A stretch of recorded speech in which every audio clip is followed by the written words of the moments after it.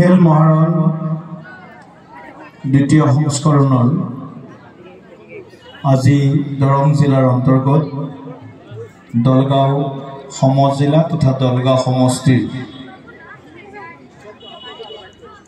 আজিৰ এই প্ৰতিযোগিতাৰ সমষ্টিভিত্তিক প্ৰতিযোগিতাৰ শুভাৰম্ভণি অনুষ্ঠানত আমাৰ মাজত উপস্থিত থকা দৰং জিলাৰ সন্মানীয় আয়ুক্ত ডাঙৰীয়া, দলগাঁও সমজিলাৰ সন্মানীয় সম আয়ুক্ত ডাঙৰীয়া, আমাৰ মাজত উপস্থিত থকা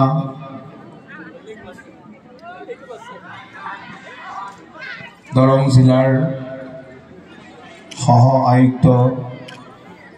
গৌৰীপ্ৰিয়া বাইদেউ, আমাৰ সমজিলাৰ সহ আয়ুক্ত তৃষ্ণা শৰ্মা ডাঙৰীয়ানী, আমাৰ মাজত উপস্থিত থকা আমাৰ এছিষ্টেণ্ট কমিশ্যনাৰ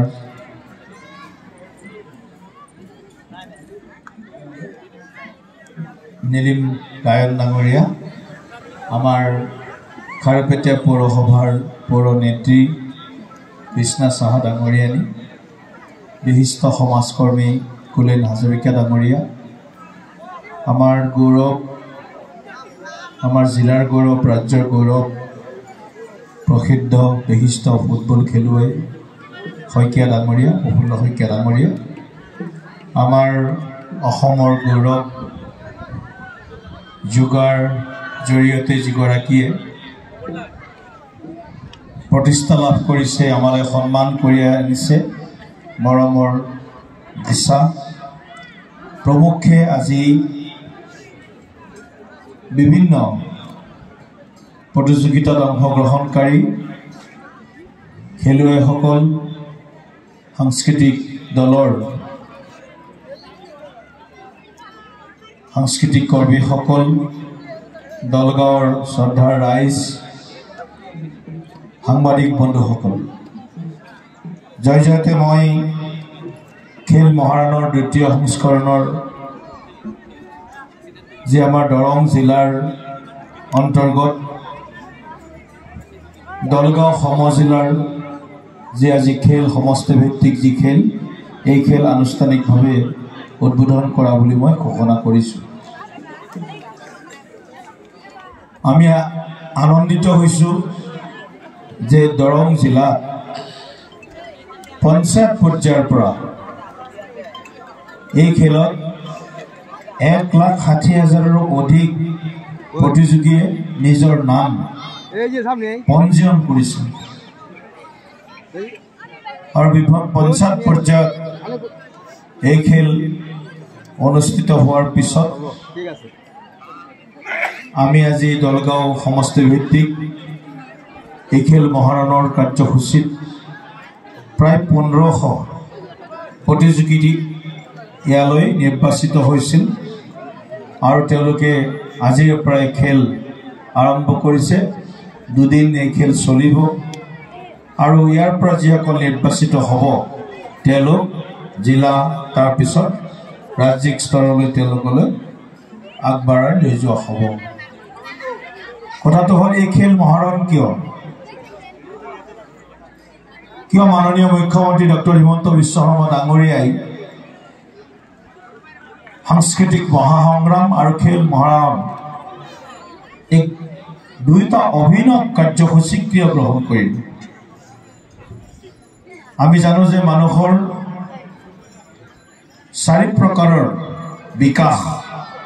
সম্ভৱ হ'লেহে এজন ব্যক্তিয়ে পূৰ্ণতা লাভ কৰে আৰু এই ব্যক্তিত্বৰ প্ৰথম যি গুণ সেইটো হৈছে শাৰীৰিক উৎকৰ্ষ সাধন।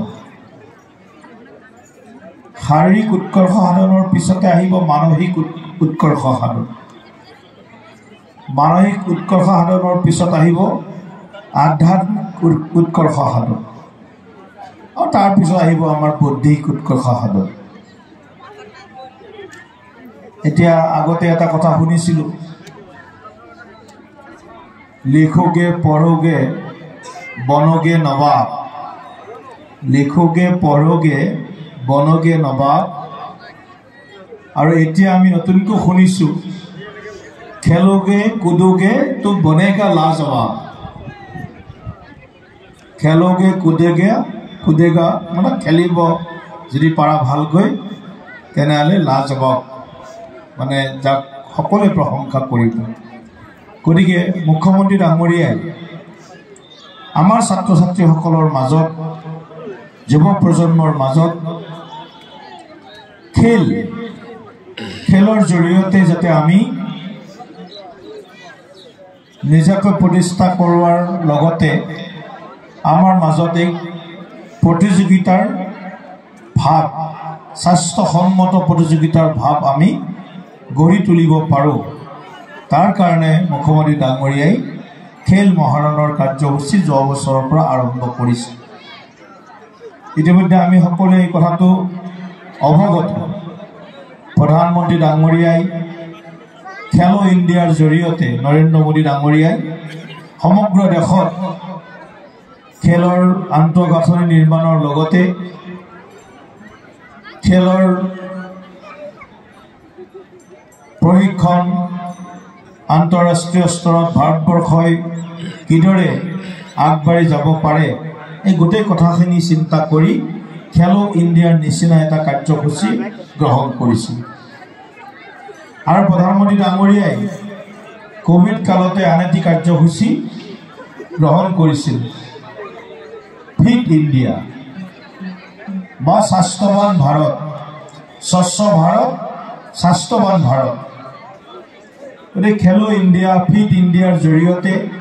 প্ৰধানমন্ত্ৰী ডাঙৰীয়াই নৰেন্দ্ৰ মোদী ডাঙৰীয়াই এই ধৰণে আমাৰ যুৱ প্ৰজন্মৰ মাজত আমাৰ বিভিন্ন খেল জনপ্ৰিয় কৰি আমাৰ খেলুৱৈসকলক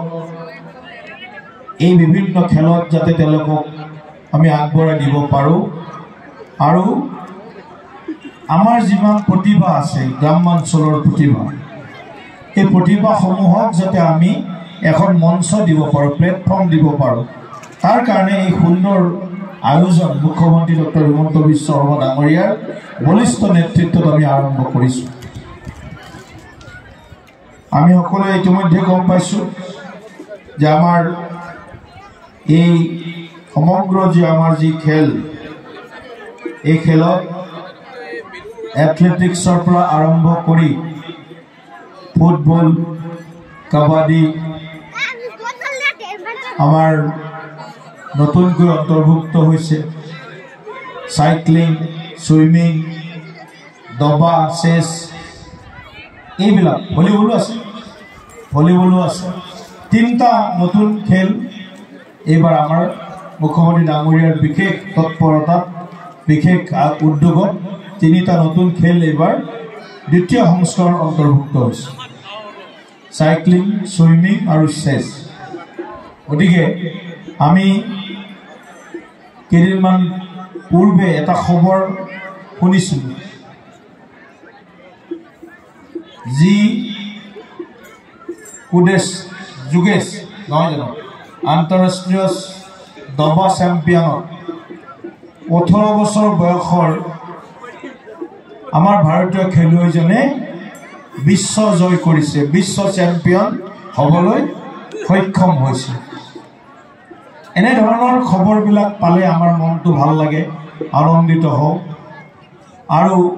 যোৱা দুটা বিশ্বকাপত আমি দেখিছোঁ যেতিয়া অলিম্পিক হৈছিল সেই অলিম্পিকতো ভাৰতবৰ্ষই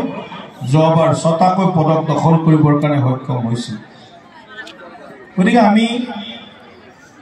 খেলৰ জৰিয়তে ছাত্ৰ ছাত্ৰীসকলৰ মাজত যুৱক যুৱতীসকলৰ মাজত এটা প্ৰতিযোগিতাৰ ভাৱ আৰু আমাৰ যি স্বাস্থ্য পৰম ধন বুলি কওঁ আমি এই স্বাস্থ্যই পৰম ধন ফিট হৈ থাকিব লাগিলে খেল আমি খেলিবই লাগিব যোগা আমি কৰিবই লাগিব শাৰীৰিক অভ্যাস আমি কৰিবই লাগিব সেইকাৰণে এই খেল মহাৰণৰ জৰিয়তে মুখ্যমন্ত্ৰী ডাঙৰীয়াই আন এটা লক্ষ্য সন্মুখত ৰাখিছে যে কেৱল বৌদ্ধিক বা শৈক্ষিক দিশতে আমি ভাল নম্বৰ পালে বা ভাল ডিভিজন পালে আমাৰ জীৱনটো হয়তো সম্পূৰ্ণ নহ'ব পাৰে সকলো ক্ষেত্ৰত যাতে আমি সমানে আগবাঢ়ি যাব পাৰোঁ শৈক্ষিক দিশত খেলৰ দিশত সংস্কৃতিৰ দিশত আধ্যাত্মিকতাৰ দিশত সকলো দিশত যাতে আমি আগবাঢ়ি যাব পাৰোঁ তাৰ কাৰণে এই ধৰণৰ যি নতুন বুলি নকওঁ যে প্ৰয়োজনীয় আৰু গুৰুত্বপূৰ্ণ কিছুমান কাৰ্যসূচী অসম চৰকাৰৰ জৰিয়তে আমি ৰূপায়ণ কৰা দেখিবলৈ পাইছোঁ গতিকে মই বহুত দীঘলীয়া বক্তব্য ৰখাৰ আৱশ্যকতা নাই আমাৰ দলগাঁও সমষ্টিৰ যিসকল খেলুৱৈয়ে এই খেল মহাৰণত অংশগ্ৰহণ কৰিলে পঞ্চায়তৰ পৰা সমষ্টি পৰ্যায়লৈকে সকলোকে মই ধন্যবাদ জ্ঞাপন কৰিছোঁ সমজিলা আয়ুক্ত ডাঙৰীয়া শৰ্মা ডাঙৰীয়া আমাৰ DSO ডিষ্ট্ৰিক্ট স্পৰ্টছ অফিচাৰ আৰম্ভ কৰি আমাৰ যিমান ফিজিকেল ইনষ্ট্ৰাক্টৰৰ পৰা আৰম্ভ কৰি যিমান খেলৰ লগত জড়িত যিমান বিষয়ববীয়াই বিভিন্ন বিভাগৰ